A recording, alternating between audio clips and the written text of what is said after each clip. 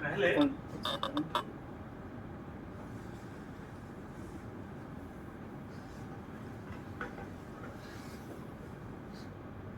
Ohm's law, अगर जो Ohm's law नहीं जानता है तो उसके लिए इलेक्ट्रिकल का कोई मीनिंग ही नहीं है। तो ओम्स लॉ क्या है? सिंपल है, V equal to I R. ठीक है, तो V equal to I R है। V मतलब वोल्टेज, I मतलब करंट,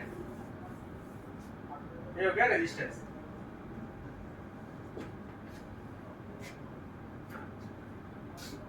हेलो, ये voltage equal to current into resistance.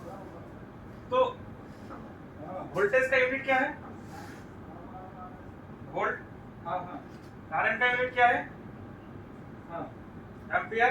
Resistance का यूनिट OH है।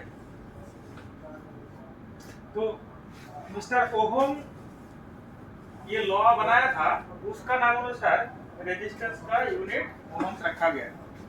ठीक है, तो सिंपल है, ओहम्स लॉ क्या है? V equal to I R. Voltage का यूनिट वोल्ट, करंट का यूनिट एम्पियर, रेजिस्टेंस का यूनिट ओम।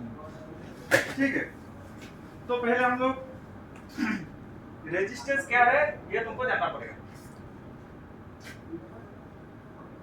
रेजिस्टेंस क्या है ये जानना पड़ेगा। रेजिस्टेंस क्या है? कोई एक कंडक्टर है, इसका अंदर में करंट फ्लो हो रहा है। करंट को आई सिंबल से, कब करंट फ्लो होगा? जब दोनों का बीच में वोल्टेज डिफरेंस होगा। ठीक है, तो इधर प्लस इधर माइनस, ये कंडक्टर के बीच में करंट डिफरेंस होगा, तो उस हिसाब से करंट फ्लो होगा। करंट क्यों फ्लो होगा ना? दोनों का बीच में अगर वोल्टेज डिफरेंस होता है तो उसका बीच में करंट फ्लो होगा। करंट का डायरेक्शन जिस तरफ होगा उसका उल्टा तरफ इलेक्ट्रॉन फ्लो करता है। सब इलेक्ट्रॉन, प्रोटॉन, न्यूट्रॉन है, तीनों जानना पड़ेगा इसके लिए। तो इलेक्ट्रॉन, प्रोटॉन, न्यूट्रॉन क्या है? कोई एटम का अंदर में तीन चीज रहता है। न्यूट्रल सेंटर में रहता है, उसका सब ऐड होकर प्रोटॉन रहता है, बाहर में इलेक्ट्रॉन घूमता है इसके तरफ। ठीक है, तो जब दोनों का बीच में तुम्हारा वोल्टेज डिफरेंस हम लोग देंगे, वोल्टेज सोर्स देंगे, तो एक इलेक्ट्रॉन तुम्हारा फ्लो होगा कंडक्टर के अंदर से। तो जिस तरफ इलेक्ट्रॉन फ्लो होगा उसका उल्टा तरफ करंट फ्लो होगा। ठीक है, तो इसलिए करंट फ्लो होता है। तो ये करंट फ्लो हो रहा है, वोल्टेज डिफरेंस दे दिया, करंट फ्लो हो रहा है। ये करंट जब फ्लो होता है, इसको जो रोकता है, ठीक है, जो रोकेगा वही हो गया रेजिस्टेंस। ठीक, रेजिस्टेंस हम वोल्टेज डिफरेंस बना दिया। वोल्टेज डिफरेंस बनाने के बाद इलेक्ट्रॉन फ्लो हुआ, उसका उल्टा तरफ करंट फ्लो हो गया। ये करंट को जो रोक रहा है वही हो गया रेजिस्टेंस।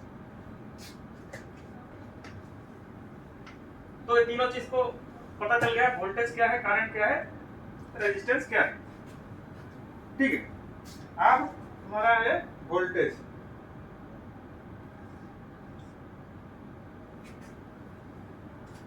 वोल्टेज कैसे मेजर करोगे? सिंपल मल्टीमीटर से। तुम अगर इलेक्ट्रिशियन हो, वोल्टेज मेजर करने के लिए कोई दो पॉइंट रहेगा, दोनों में सोचो 230 है इधर, तुम जानते हो सिंगल फेज है, तो फेज और न्यूट्रल का बीच में दो लीड लगा दोगे तो तुम्हारा मल्टीमीटर में वोल्टेज सिलेक्ट करके तो वोल्टेज शो करेगा। लेकिन वही मल्टीमीटर अगर सेम चीज तुम करंट पे लगाओगे, दो जगह में मेजर करोगे तो करंट नहीं शो करेगा, उसका अलग पड़ता है। तो तुमको वोल्टेज मेजर तो मल्टीमीटर तो कर लोगे, लेकिन हर जगह थोड़ी ना मल्टीमीटर माप पाओगे। तुम अगर एचटी हाई टेंशन में मल्टीमीटर लगा दोगे तो काम नहीं करेगा ना। तो तुमको वोल्टेज जानना पड़ेगा, वोल्टेज लेवल कौन सा जगह में हम मल्टीमीटर यूज करेंगे। वोल्टेज तुमको अगर पता ही नहीं है तो उस जगह में तो वोल्टेज माप नहीं सकते हो, तो वोल्टेज लेवल तुमको जानना जरूरी है। तो क्या जानोगे,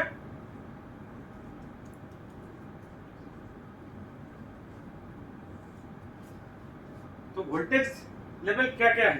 एक नंबर है लो वोल्टेज, दो हो गया मीडियम वोल्टेज एमवी, 3 हो गया हाई वोल्टेज, 4 हो गया एक्स्ट्रा हाई वोल्टेज, 5 हो गया अल्ट्रा हाई वोल्टेज। अब तक कौन सा वाला देखा, लो वोल्टेज देखा एलबी, मीडियम वोल्टेज अभी तक नहीं देखा, यहाँ पे खाली एक मील में लगा है। हाई टेंशन एसटी डिपार्टमेंट देखता है, ये वाला प्लांट में यूज नहीं होता है, ये चीज दूसरा जगह पे यूज होता है। ठीक है, तो लो वोल्टेज का रेंज क्या क्या रहेगा। तो नॉर्मली 70 से 600 वोल्ट का हो गया लो वोल्टेज। ठीक है, एमबी कितना तरह का है, 600 वोल्ट से 33 केवी, केवी मतलब किलो वोल्ट। हाई वोल्टेज क्या क्या रेंज क्या है, 33 केवी से 220 केवी। तो एचटी में 33 केवी का ऊपर रहता है।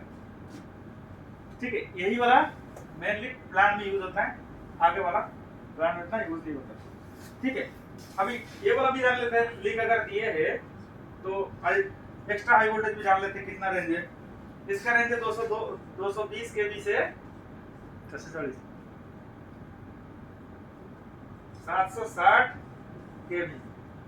ये केवी का बात बोल रहा हूँ, 740 क्यों, 440 के भी 220 केवी से 760 केवी तक एक्स्ट्रा हाई वोल्टेज है। अल्ट्रा हाई वोल्टेज जो है वो आएगा एबव 760 व 800। ठीक है, इसका ऊपर चला जाएगा तो अल्ट्रा हाई वोल्टेज है। तो वोल्टेज लेवल से आइडिया हो गया। लो वोल्टेज हो गया 70 से 600 वोल्ट, एमवी हो गया 600 वोल्ट से 33 केवी। हाई वोल्टेज जो है वही हाई टेंशन। ठीक है, हाई वोल्टेज जो है 33 केवी से 220 केवी, एक्स्ट्रा हाई वोल्टेज है 220 केवी से 760 केवी, और उसका ऊपर है अल्ट्रा हाई वोल्टेज। तो हम लोगों को खाली काम करना है लो वोल्टेज में। ठीक है, बाकी में हम लोग काम नहीं करना है। तो लो वोल्टेज का रेंज क्या क्या आया,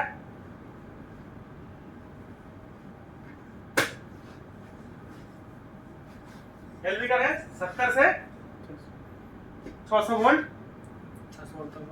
अब वोल्टेज कितना टाइप का है, 2 टाइप का है, एसी वोल्टेज और डीसी वोल्टेज। हम लोग एसी वोल्टेज में क्या रहता है, फेज रहता है। हम लोग क्या देखा, सिंगल फेज,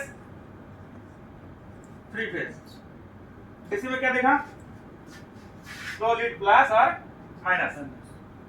ठीक है, ये सिंगल फेज एसी में, 3 फेज इसमें प्लस और माइनस। सिंगल फेज में क्या क्या मिलेगा तुमको, phase and neutral.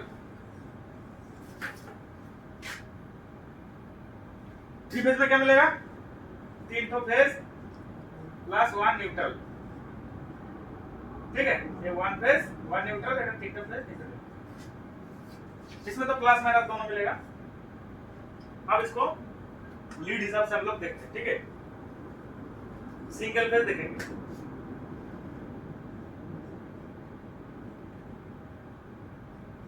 Single phase कैसे होगा? सिंगल फेज में दो वायर आएगा बताया था,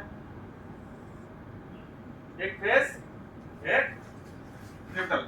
इसका दोनों के बीच में वोल्टेज क्या है? सिंगल फेज में क्या रहता है? 200 30 भी बोलता है, 220 भी बोलता है, 220 ही पकड़ते हैं, 220 वोल्ट एसी DC, ठीक है। थ्री फेज में क्या होगा? कितना वायर रहेगा थ्री फेज में? एक, दो, तीन तो फेज हो गया, आर वाई बी प्लस एक न्यूट्रल। अब इसमें बताओ इसमें वोल्टेज क्या क्या रहेगा? हम लोग थ्री फेज मतलब क्या जानते हैं? 440 वोल्ट एसी। तो 440 वोल्ट हमको कहाँ मिलेगा? फेज टू न्यूट्रल नहीं है, phase to phase. Phase to phase मिलेगा। आर एंड वाई का बीच में 440 वोल्ट मिलेगा। सेम आर और वाई के बीच में मिलेगा, वाई और बी का बीच में भी मिलेगा, और क्या आर एंड बी का बीच में भी तुमको 440 वोल्ट मिलेगा। कोई भी तुम यूज कर सकते हो। तो हम बताएंगे तो न्यूट्रल क्यों दिया इसमें? न्यूट्रल क्यों दिया? न्यूट्रल इसीलिए दिया, अगर तुम यहां से सिंगल पेज यूज करते होते हो तो एक न्यूट्रल ले लो, एक पेज उठा लो। तो न्यूट्रल का साथ आप जब मेजर करोगे, ये वाला और न्यूट्रल का बीच में क्या कितना आएगा? 230 वोल्ट आएगा। कोई भी फेज उठा लो, न्यूट्रल का साथ मेजर करो, 230 आएगा। तो क्या क्या आया? आर का साथ एन आएगा 230, सेम वाई का साथ एन आएगा 230 एंड बी का साथ एन आएगा 230। लेकिन आर और वाई में आएगा 440, वाई बी में 440 और आर बी में 440। Phase to phase 440, phase two neutral 230। तो सिंगल फेज और थ्री फेज क्लियर हो गया।